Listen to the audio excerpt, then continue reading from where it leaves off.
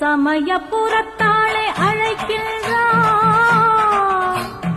இமயமாய் உயர்ந்தவள் அழைக்கின்றாள்.